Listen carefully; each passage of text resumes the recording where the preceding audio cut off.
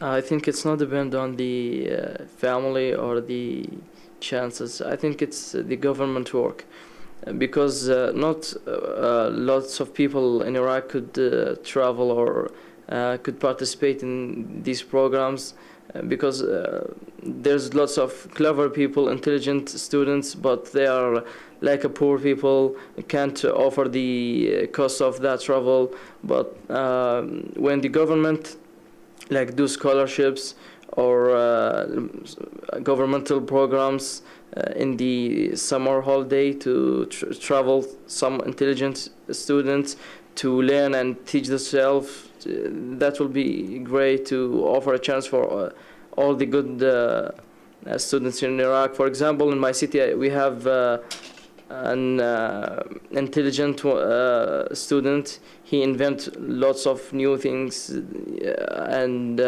but he couldn't come here because he couldn't offer to come with a exchange program. But if the government offered that, he would come. So that depend on the government, I think. Now, I understand a lot of that. One of the things y'all are doing here is looking at environmental quality, environmental issues, and things like that. What are some of the things you've noticed here on your travels to Montana? We'll start over here, and we'll go switch over. I've noticed that people in Montana, they're more caring, they're more nature-loving people, because my host mother, the one I'm staying with, the fruits she slices up, the leftovers she throws them in another trash can, and she recycles them in her garden so that she would get a better soil to plant her fruits. This gives me the image that peoples from Montana, they care for their nature more than the people back in Iraq. You can see back in Iraq, all of us, we see that people, they just open their windows when they're driving the car and threw their cigarettes away on the roads, and they don't care. They don't care what happens to the nature, how all these things hurting the nature. They just do it. So that's what I see. Yeah, well, if you do that here, you also get a fine. You have to pay a pretty big ticket. Yeah, and like in these recent years, we have been having punishment for those people, but like back in ages, we didn't have that. That's why most of our nature is ruined, and we don't have a glamorous nature as in Bozeman or Montana. For me, I consider Bozeman, especially in general Montana, as a big happy family. Most of my host family knows nearly everybody in the city. They tell me about this and about that and about that, and I just keep getting this all information together. So another thing, I like the way of living. Most people are aware. This is the most important. They care for the nature, for the water, any kind of pollution. They don't pollute. They also support the national industry. Most of the food products or most of any product they buy is from today we speak about the bread. It was delicious. And she said that's from the wet field next to our house, and that's another thing. There's also local commissions. My host father told me about this, where local people get together and consider which problems do they have, what local problems do they want to resolve. That's the most important way. It's just like a big happy family. Well, what I noticed in Montana and when I'm living in Bozeman right now, that people are proud of their city and how they make it like that, how they protect the environment, how they protect their nature. I noticed how many people bike every day or recycle, or just these simple things that make the nature protected and make it even better place to live in. So I want the people in Iraq to get aware, to make their nature and their environment is a better place to be proud of, just like the people here in Bozeman. The most thing I noticed in the Montana people, they use a lot of bikes, and that such example for they are a friend of the nature, a friend of the environment. Yeah, thank you.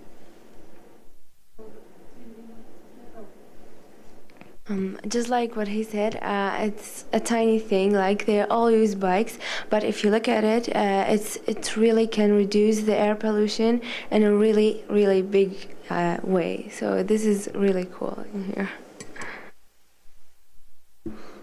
I noticed that the people here care and respect the environment here. They really love the environment and doing their best for it. Not just organizations do like working for the environment. Even the local people, the local citizens here, working for the environment. And when they care about the environment, they do their best on even the small details. For example, a couple of days ago, we volunteered with an organization and to change some field wires to protect the animals. I wasn't think that maybe effect on the animals or hurt the animals. It's just wires who care about it. But they noticed even the small details and work for it. So that's really impressive things. Yep. All right, and then what are young people in Iraq doing to protect the environment, or is that something that young people are concentrating on, or anything? Well, most of the work in Iraq about the environment and how to protect the environment and work for it.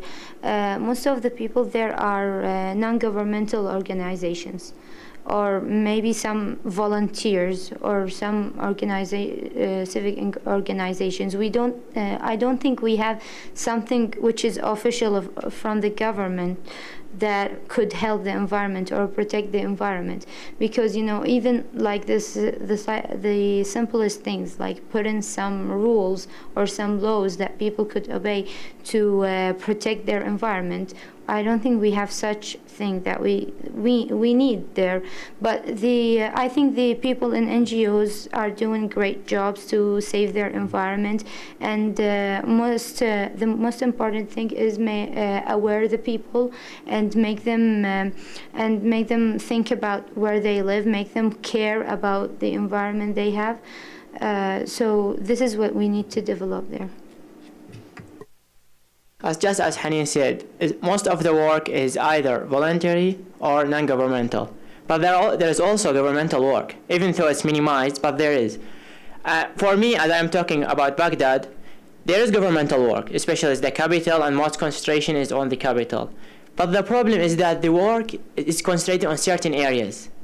Certain regions or certain areas for the population has really amazing natural parks, good roads, nice buildings, many trees. It's just amazing. But some other areas are really abandoned. There is not even buildings, it's just only dust and desert. We got to, regulate the work, to give equal work on each area, so that we can make the whole cities grow up at the same time.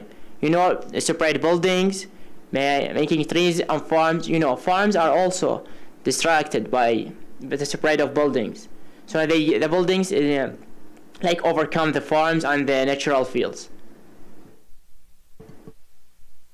I think the young peoples in Iraq, they're trying to change something, as I mentioned before, but there's lack of facilities. They don't have a lot of opportunities to do this change.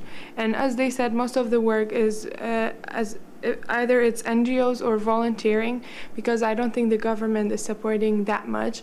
They're showing themselves that they're supporting, but they're doing nothing. I'm a member of an NGO in my city, and we work for raising awareness of people about the environment and the nature. And once we had this activity and we went to get permission so that we would be able to do it at the right day, at first they said yes. And when we were about to do the activity for it was the day before the activity, they were like, we were preparing and they said, what are you doing? We were like, we had permission, and then they said that you're not allowed to do it here. You know, they're showing themselves that they're helping the people to progress to progress their steps toward the environment to get it better, but they're actually doing nothing. That's why and by that, young people, they're like underestimated. They give up. They're like, why should I do it if the biggest authorities of my country are not caring for it? Why should I? You know, they get underestimated, and you know, you feel like you're broken, and yeah. And then I think that's going to be the last one. It looks like we're going like overtime a little bit here. Okay. Well, after all that high technology, I think the people get aware, and the awareness rised, and specific with the youth.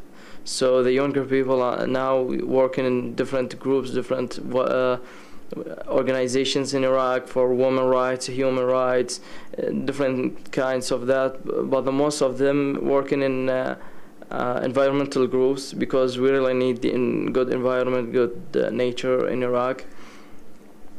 So most of students now volunteer to do lots of things. Like for example, in my city we did some friend groups to like cleaning water and raise awareness for the people, and like campaign to plant some trees like that. So the students in Iraq are working.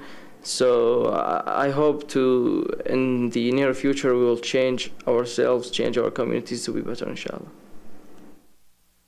Well, thank you, everybody, for being so open and answering my questions and being willing to sit down and have this conversation. It was a good one. I think I'm being told now that it's time to wrap it up. So, yeah, thank you, everybody.